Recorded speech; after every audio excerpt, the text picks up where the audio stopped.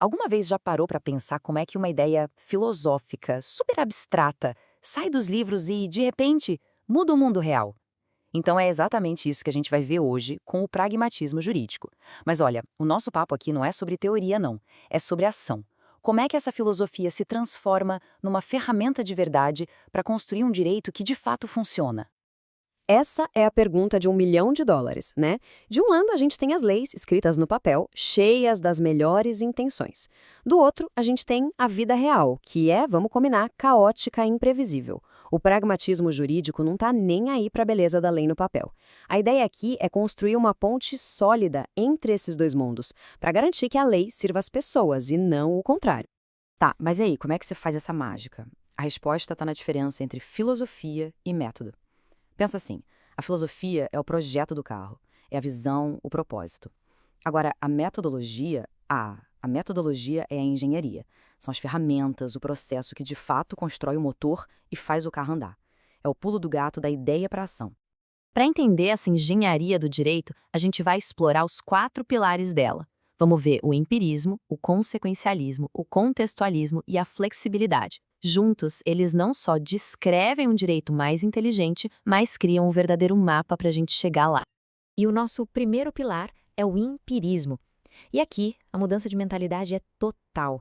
É como se o jurista saísse da sua torre de marfim e virasse um detetive, sabe? Com o pé na rua, buscando fatos, evidências concretas. Imagina a cena. De um lado, aquele jurista tradicional, trancado na biblioteca, analisando a perfeição lógica de um texto. Do outro, o pragmático, que olha para aquilo e pergunta: tá, a lei é linda no papel, mas e lá fora, o que acontece de verdade? Ele não supõe, ele vai medir. Ele troca a especulação por dados para entender o impacto real da lei na vida das pessoas. E aqui está a grande virada de chave. O empirismo tira o direito do campo da opinião e traz para o campo da ciência. A pergunta deixa de ser o que a lei deveria fazer e passa a ser o que a lei realmente faz. A intuição, por melhor que seja, tem que dar lugar para a evidência. É simples assim. Vamos pegar um exemplo bem prático e poderoso. Como é que a gente sabe se existe viés racial no sistema de justiça? Um pragmática não fica batendo boca, debatendo opiniões. Ele vai direto para os dados. Ele coleta informações sobre raça, tipo de crime, as sentenças, e aí usa estatística para isolar a variável que importa. Depois de controlar todo o resto, a raça por si só ainda afeta a pena? É assim que a evidência transforma uma suspeita num fato comprovado. E a caixa de ferramentas desse jurista detetive é enorme. Não se trata só de números, não. Envolve, sim, analisar casos antigos, mas também entrevistar juízes, advogados, observar a dinâmica real de um tribunal ou até desenhar experimentos para testar o impacto de uma nova regra. Cada mistério vai exigir uma ferramenta de investigação diferente. Ok, beleza, a gente tem os dados. E agora? O que fazer com eles? Isso nos leva direto para o nosso segundo pilar, o consequencialismo. Se o empirismo é a coleta de evidências, o consequencialismo é o julgamento. Ele nos força a olhar para o placar final, para o resultado prático de uma lei, e não só para as boas intenções dela. E essa ideia muda completamente o jogo. Para um consequencialista, uma lei pode ser uma obra-prima da redação jurídica logicamente perfeita. Mas se, na prática, ela não funciona, se ela não reduz o crime, não protege o meio ambiente, não promove a igualdade, ela é, muito simples, uma lei fracassada. O nome técnico para essa prova dos 9 é eficácia normativa. Parece complicado, mas a ideia é super simples. A lei atingiu o objetivo para que foi criada, ponto. Se uma lei foi feita para aumentar a vacinação e as taxas de vacinação subiram, ela foi eficaz. O que importa não é a promessa, é a entrega. Mas atenção, avaliar o impacto não é olhar para uma única coisa. É uma análise 360 graus. Uma lei muda o comportamento das pessoas? E o impacto econômico? Quem ganha e quem perde? E o impacto social? Por exemplo, uma nova lei ambiental pode limpar o ar. Ótimo resultado. Mas, e se ela levar pequenas empresas à falência? Um pragmatista precisa colocar todos esses efeitos na balança. E essa análise de múltiplos impactos já nos leva direto para o terceiro pilar, o contextualismo. Sabe por quê? Porque as consequências de uma lei não acontecem no vácuo. Elas dependem do lugar, da cultura, da economia. O pragmatismo simplesmente detesta a ideia de uma solução tamanho único para problemas que são super complexos. A abordagem tradicional, o tal do universalismo, é como tentar enfiar um bloco quadrado em qualquer buraco que aparece. Ela impõe uma regra rígida, sem querer saber da realidade. Já o contextualismo é como a água. Ele entende que a melhor solução se molda ao terreno, seja ele econômico, cultural ou social. Pensa no direito de propriedade, por exemplo. Numa metrópole cheia de prédios, onde os vizinhos dividem paredes, as regras precisam ser milimétricas, super rígidas.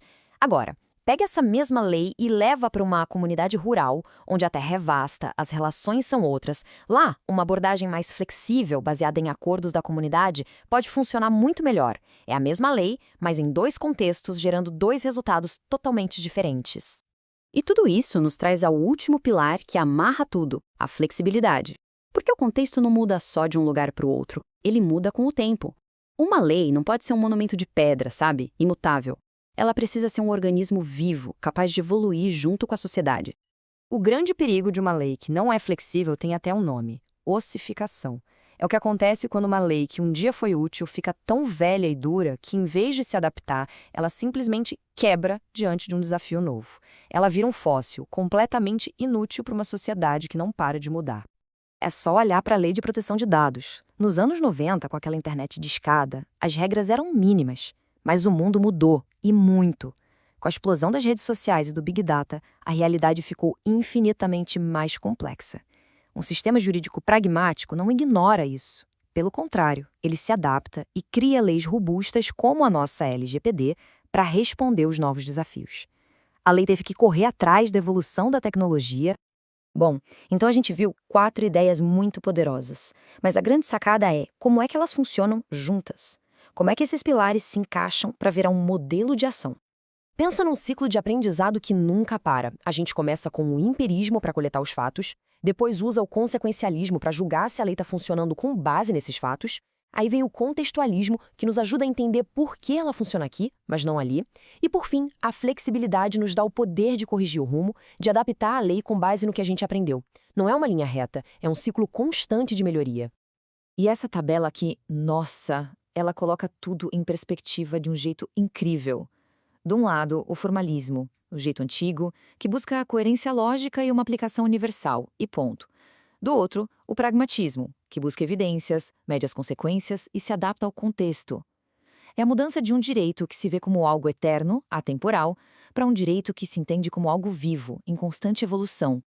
No final das contas, o que temos são esses 4 pilares. E eles não são só conceitos teóricos bonitinhos, não. Eles são a base, o alicerce de um sistema jurídico que ouve, que aprende e que responde. Um sistema projetado para servir às necessidades reais da sociedade, e não abstrações teóricas. E tudo isso nos deixa com uma pergunta final, que talvez seja a mais importante de todas.